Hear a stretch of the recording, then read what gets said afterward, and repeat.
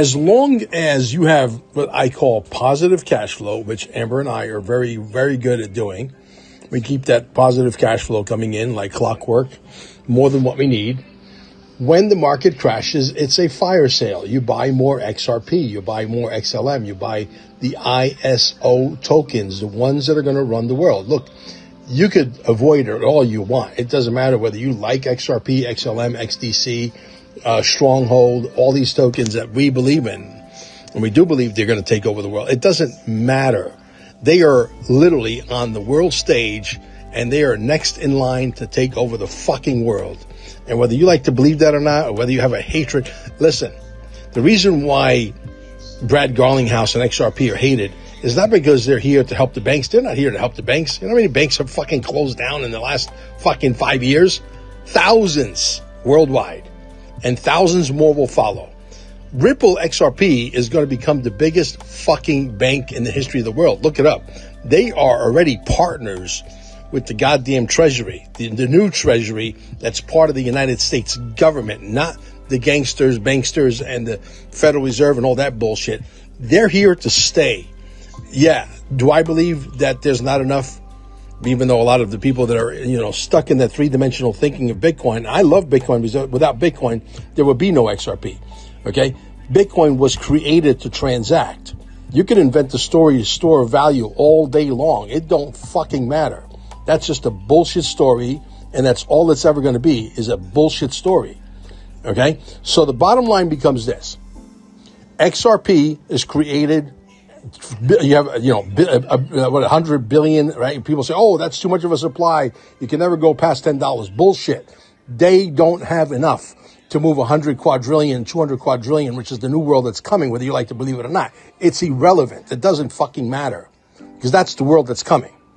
We're moving 100 to 200 quadrillion dollars a year. You're not going to move it with a $2.40 token. Amber and I went in hard. We bought $28,000 worth of fucking XRP just a couple of days ago, right? Just as the market crashed, because that's what you do. Look, I don't advocate anybody go out there and start trading because 70% plus of the people who don't know what the fuck they're doing, you're going to get your ass handed to you. Okay? The bottom line is that if you're, you got positive cash flow and you keep buying and buying and buying and hoarding and hoarding and hoarding, you know what's going to happen? You're going to become fucking fabulously wealthy. That's exactly what's going to happen. If you can't see the fact that the world stage is set for XRP to be the next big fucking story like Amazon, Google, Facebook, well, then you're fucking delusional. You can hate it all you want. See, I couldn't give a shit about Satoshi Nakamoto or Brad Garlinghouse or David Schwartz, who I believe is the main Satoshi Nakamoto, because he's the only guy that was, working at DARPA from 2000 to 2010, 2008, 2007, 2008, you had the housing bubble, 2009, you had Bitcoin born, right? The only guy that can go back and fix Bitcoin, because Bitcoin doesn't transact. Let me say that again. Bitcoin does not transact. Nobody wants to move Bitcoin when it costs you thousands of dollars. And sometimes, depending on how busy the network is, you're waiting for fucking hours. And when this thing is done and it's ready to go, it's no longer a dress rehearsal, you're going to be waiting for days. Nobody wants to wait for days. So they had to invent the store of value. Listen, the other argument is, decentralization. Let me tell you something. Decentralization, if you go on YouTube, there's 900 videos, maybe 1,900 videos that prove beyond a shadow of a fucking doubt that XRP Ripple is 10 times more decentralized than Bitcoin. Yes, Monero, you got all these, secretive transaction tokens. I love those too. There's so many that you can only invest in. I'm invested in the ones that I think are going to be part of the world stage. Like I said, I don't give a shit about Satoshi Nakamoto. I couldn't give two shits about Brad Garlinghouse. My main motive for being here is fucking make money, baby. That's it. Just keep earning money and keep fucking buying the asset and just wait. This is a waiting game. He or she who has the most patience wins. It's that simple. He or she who has the most patience wins. This is a game of patience. Are they going to test our patience one more time? Maybe 2 or 3 more times. But you know what? Mel Carmine looks at it as a fire sale. I'm going all in, baby. I'm either going to be a hero or I'm going to be a fucking zero. If I was you, I would bet on the hero part.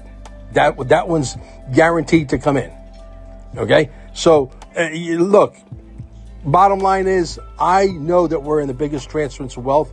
I picked my winner. Some other people, they're very hardcore on Bitcoin. I know Satoshi is. Okay? You know, my boy here. And we bump heads a little bit all the time, but I don't want to get into a pissing contest with nobody. So at the end of the day, I love everybody, and I want everybody to get rich. That's really the bottom line. I want everybody to be a multi-trillionaire. Because if we have multi-trillions, this New World Order will never fucking survive. If anybody fucking pops their head up, we're going to blow it up like a fucking pimple. Because we have the fucking firepower. This is not about Satoshi Nakamoto. This is not about Brad Garlinghouse. This is not about anything. This is about shrinking down the government, which is exactly where we're at right now. This is about the reset, which is, I believe, where we are at right now. And the tariffs is what's going to make this country super fucking rich. Back during William McKinley, this country had more fucking money than they didn't know what to do with all the money. And that's the plan that Trump is running on. No more property taxes, no more income taxes. Get yourself a religious trust, okay? Religious irrevocable trust, which is what we put everything under. And the fucking government, if they were able to win, which I doubt, they can go fucking whistle Dixie. Because I ain't giving them a fucking dime. I'm keeping it all. I own nothing. I control everything. Thank you, guys. The only reason, and I'm going to give you the reason right here, right now, Bitcoin survives is because the government and the governments of the world want it to survive. Now, as far as I'm concerned, because it doesn't transact and 23 transactions per minute is not going to be able to serve a world that's graduating from 5-6 quadrillion movement of money per year to a minimum of $100 quadrillion per year, minimum per year. You can't do that with a 23 transaction per minute token. You need something that's scalable. And the only one that's scalable, according to Hodor, a guy that used to write some incredible blogs, we believe is a guy from the inside who used to sit on the Ripple board, etc. And this guy wrote some of the most eloquent and this guy is one of the most incredible writers of our time. I mean, this guy makes Hemingway look like a Swiss cheese sandwich. But anyway, needless to say, he basically let the cat out of the bag. This has already been proven in the labs, guys. You can argue with it all you want. It don't matter because the facts are the facts are the facts. And even though they'll never need to go to 3.5 trillion transactions per second, that's exactly the number that XRP is scalable to. That means they could crank up the volume anytime they want. It's already, the tracks have been laid. It works, man. This thing could go supersonic times 1 billion, times 10 billion. They don't need to go there. They can crank it up to 500 million. They can crank it up to 1 billion. That's all they'll ever need to be able to serve Mother Earth. And we're not going to get into the flat Earth theory here, okay? But here's the juggernaut. When Satoshi Nakamoto, which I cornered him at the Las Vegas convention, XRP Las Vegas convention, and that video went hyper viral. It got probably 189 fucking million views. I shit you not. That thing got recorded by maybe over 1,000 channels, got retweeted, reposted over and over and over again. God only knows how many views that thing's got. I know that we've had it on our channel many times where it got, hundreds of thousands of views, and I've seen it on other channels where it got millions of views. Much bigger channels. I got a very small following on X. But anyway, needless to say, Satoshi Nakamoto, 1988, goes and puts a blockchain technology, a patent on blockchain technology. Look it up. It's on the internet. It lives there. And in 2000, he goes to work for DARPA as a consultant. 2007, 2008, we have the housing crash. And 2009, Bitcoin is born. You think that was a coincidence? Absolutely fucking not. That was not a coincidence. That was by design. That was intentional. And because Bitcoin didn't transact fast enough and they realized that, the only person now, listen carefully because otherwise you'll miss it, the only person that can go back and fix Bitcoin is Satoshi Nakamoto, a.k.a. David Schwartz. Months later, what happens? You got it. XRP is born. Pre-mined, pre-allocated, ready to rumble, moves at the speed of light. Arrington Capital, Michael Arrington, moves $55 million. I got the video. If you guys want to see it, I'll fetch it and I'll put it in here. He actually moved $55 million. It took him exactly, according to him now, 1.8 seconds. And it cost him 30 cents. My dear friends, listen up. That has tremendous value. And not only the fact that we could build federated side chains on our blockchain, not only can we build other tokens, we could build all kinds of smart contracts now. Okay, the ETFs are here, they're coming. Okay, the only reason why Bitcoin survives, as I'm getting back to my point, is because the United States government specifically, and along with other governments, have incredible experience in Ponzi schemes. So yes, can it survive indefinitely? It's up to the governments. Personally, if it was specifically on values, on, hey, if a token doesn't have utility, we have to crush it. If it was specifically on that, I'm sorry to say, Bitcoin wouldn't last past 200. Will you see 250,000, 300,000, maybe even $500,000 Bitcoin? Yes. But why would you tell somebody to get into Bitcoin, for example, when they can get into XRP, which will easily, I know a lot of people argue with me again because of the supply, that's not, as far as I'm concerned, the supply is not enough.